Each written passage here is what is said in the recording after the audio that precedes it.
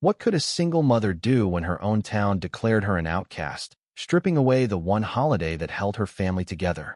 Clara Hensley stood on the icy steps of Willow Creek's town hall, her breath fogging in the December air, as the council's verdict echoed in her mind.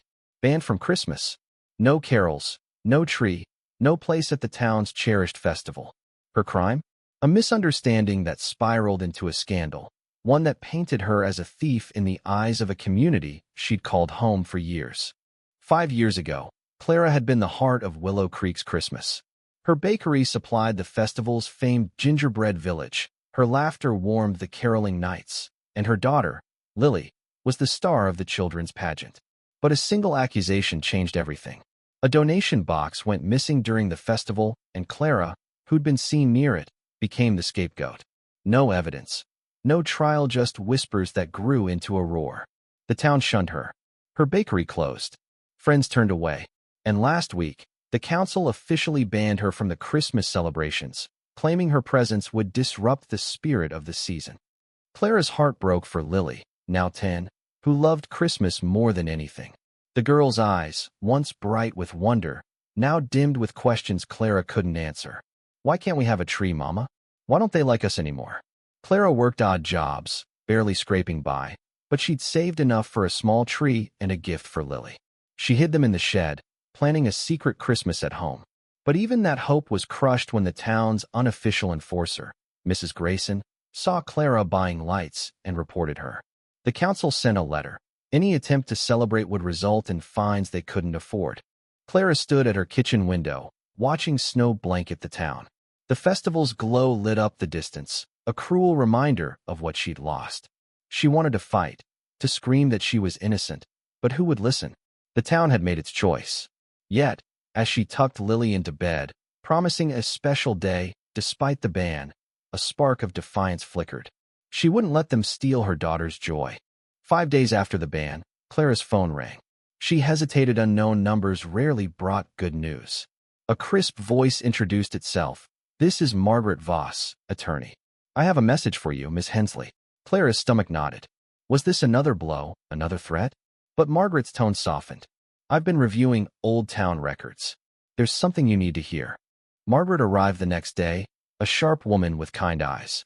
Over coffee, she revealed the truth. A retired clerk, sorting through old files, had found security footage from the night the donation box vanished. It showed a teenager, not Soi, taking Eat a prank gone wrong. The clerk, guilt-ridden, had contacted Margaret, who'd spent years fighting small-town injustices. "The council buried this," Margaret said. "They didn't want to admit they were wrong." She handed Clara a USB drive with the footage and a letter demanding a public apology and her reinstatement in the festival. Clara's hands trembled. Vindication felt surreal, like a dream she didn't trust. But Margaret was relentless. "We're taking this to the town meeting tomorrow. You deserve your life back."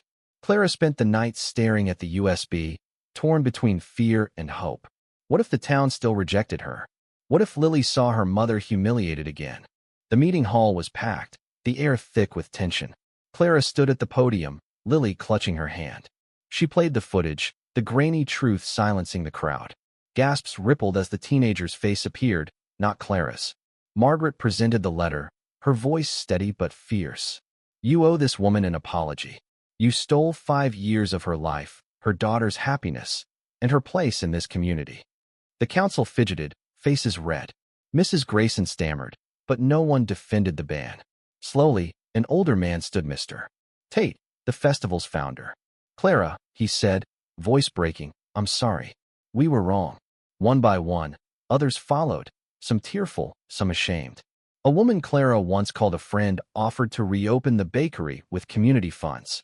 Another promised Lily a spot in the pageant. Clara felt the weight lift, not just for herself, but for Lily, who beamed beside her. That night, they joined the festival, not as outcasts, but as part of the town's heart. Clara lit the town tree, her hands steady, her smile bright. The crowd sang, and Lily's voice rose above them, clear and joyful. As snow fell, Clara realized Christmas wasn't just lights or carols, it was the courage to hold on to hope, even when the world turned away. She'd fought for her daughter, for truth, and in doing so, reclaimed her place. The town wasn't perfect, but it was hers again. And as Lily laughed, twirling in the snow, Clara knew no band could ever dim their light.